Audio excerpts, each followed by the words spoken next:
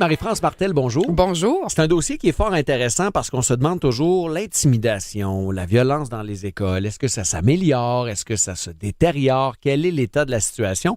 On a obtenu des chiffres de 4 différentes commissions scolaires de la région. Oui, voilà, les 4 commissions scolaires de l'Estrie, finalement, des chiffres en vertu de la loi d'accès à l'information et aussi des rapports annuels qui sont disponibles sur les sites de ces commissions scolaires-là. Donc, commission scolaire de la région de Sherbrooke, des Sommets, des Hauts-Cantons et Eastern Townships. Alors, commençons par la commission scolaire des Sommets. Il y a 6 plaintes pour intimidation et violence qui ont été déposées. On s'est référé aux années 2015 et suivantes jusqu'à aujourd'hui. Donc, pour 2016-2017, il y en a eu 6 à la commission scolaire des Sommets, dont 3 qui ont été réglés avec l'aide de la secrétaire générale et la commission scolaire aussi, les directions d'école. Donc, ça s'est rendu en plus haut lieu, mais aussi aux directions. Si on regarde la commission scolaire des Hauts-Cantons, il y a 5 plaintes pour intimidation et violence qui ont été déposées. Là, on parle d'intimidation et violence entre élèves. C'est important de le préciser. 2 qui ont fait l'objet d'une enquête. On y va de constats généraux parce qu'on n'a pas les détails. Évidemment, il y a des notions de confidentialité. On ne peut pas identifier quoi que ce soit, qui que ce soit. Donc, on ne spécifie pas les gestes. Généraux. Voilà. Okay. Pour la commission scolaire Eastern Township, il n'y a aucune plainte pour la période dont on parle. Et commission scolaire de la région de Sherbrooke, il y a 4 plaintes pour intimidation et violence qui ont été déposées en 2016-2017. Il y a 2 de ces plaintes-là qui ont été déposées par des parents d'élèves qui ont été traités. Et dans les 2 autres cas, il y a des mesures qui ont été prises par les directions d'école. Et j'en ai parlé avec Isabelle Fortier. Elle est coordonnatrice au service des ressources éducatives à la commission scolaire de la région de Sherbrooke. Et d'abord, Steve, il faut faire une distinction importante que les gens ont tendance à oublier entre intimidation et conflit. Parce que c'est pas pareil, c'est pas le même degré de violence. Alors, on écoute Isabelle Fortier là-dessus. Quand on a une situation d'intimidation, on a un rapport de force. Donc, on a quelqu'un qui vient vraiment mettre une pression sur quelqu'un d'autre en termes des actions qu'il va poser. Il y a une intention aussi très spécifique de nuire à l'autre personne. Il y a un sentiment de détresse chez la personne qui vit l'intimidation. Puis, il y a une répétition puis une durée. Quand on est dans le conflit, c'est un rapport égalitaire et à ce moment-là, le conflit vient vraiment des 2 personnes. Si on ne traite pas ces conflits-là, à la longue, ils peuvent dégénérer en une situation d'intimidation. C'est important de faire la nuance, mais je pense qu'on comprend très bien qu'il y a de la chicane entre jeunes, ce qui est assez fréquent puis ce qui est assez normal aussi. Ce qui va toujours exister. Ben oui, il y en a entre adultes aussi, donc c'est dans la nature humaine. Et le fameux phénomène d'intimidation où il y en a un qui en écrase un autre puis sur de longues périodes de temps. Là, pour les parents qui nous écoutent, puis peut-être même des jeunes, on se demande, ouais, mais mettons que je pousse ma plainte. Oui. Comment ça se règle? Comment on gère ces plaintes-là? Ce qu'on constate, Steve, à la lecture des rapports et les entrevues qu'on a faites, c'est que les plaintes se règlent souvent avec l'aide du secrétariat général. Donc ça, c'est à la commission scolaire une personne qui est responsable, si on veut, d'accueillir les plaintes et qui regarde un peu quelles avenues peuvent être prises. Les directions d'école aussi. Les directions peuvent accueillir les plaintes et souvent, ça peut se régler à l'interne, si on veut. On n'est pas obligé de se rendre plus haut.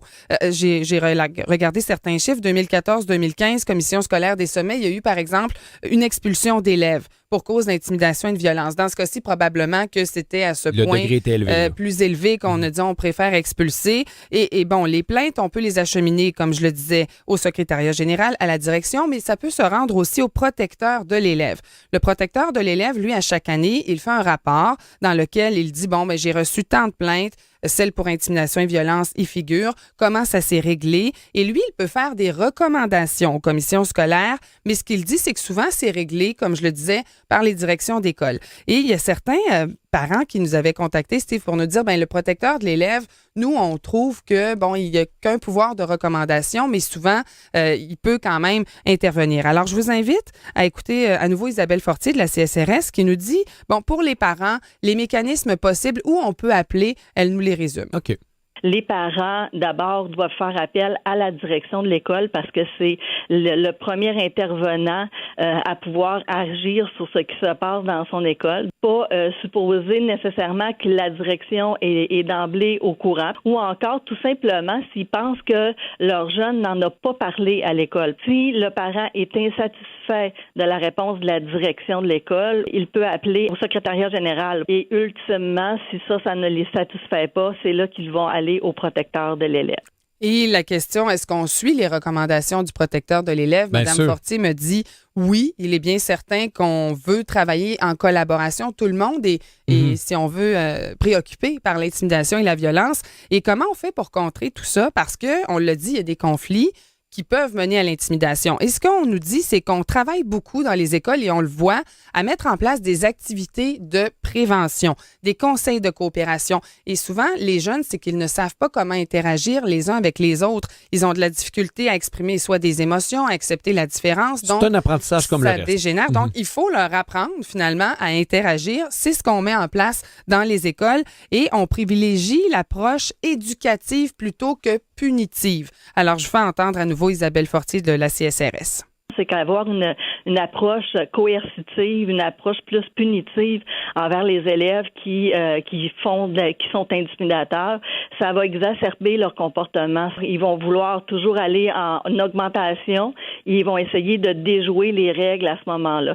Fait que tant qu'au niveau des conflits, au niveau de la violence, au niveau de l'intimidation, c'est vraiment une approche éducative qui est la base de l'intervention parce que ce qu'on veut, c'est que les jeunes comprennent comment mieux agir, comment mieux interagir avec les autres. Et ce qu'on dit, c'est que souvent, ces outils-là qu'ils vont acquérir au primaire, au secondaire, ça va les suivre à l'âge adulte parce qu'il y a des conflits aussi à l'âge adulte, mais quand tu sais pas comment interagir, comment les régler, alors on veut y aller en amont. Et il n'y en a pas tant que ça, finalement. Ce qu'on constate, c'est que les plaintes pour intimidation, c'est pas là. Mais en même temps, ça, c'est le bout qu'on peut pas savoir. Est-ce qu'il y en a beaucoup qui ne se rendent pas aux plaintes? C'est bien certain. Est-ce que l'élève a peur d'aller dénoncer ce dont il est victime? Mais ce qu'on nous dit, c'est qu'il y a de plus en plus d'élèves qui se disent, bon, ben il y a un adulte pour m'écouter. Auparavant, on pensait peut-être qu'il n'y avait pas personne. Mais là, il y a en place vraiment des activités où l'élève peut y aller de façon confidentielle puis dire, moi, je suis victime de ça, donc on veut y aller de façon proactive. Donc, tant mieux s'il n'y en a pas tant. On voit que ça continue d'exister par contre. Et on s'est penché également sur les écoles privées de l'Estrie. Steve, donc ce midi avec Martin Pelletier à 14h30, on pourra faire le portrait de ce qu'on constate. On constate entre autres qu'il y a de la cyber-intimidation, pas seulement au privé, mais en tout cas, il y a des choses qui ont été relatées à ce niveau-là. Donc, je vous en reparle cet après-midi. Super intéressant. Marie-France Martel, merci beaucoup. Bienvenue.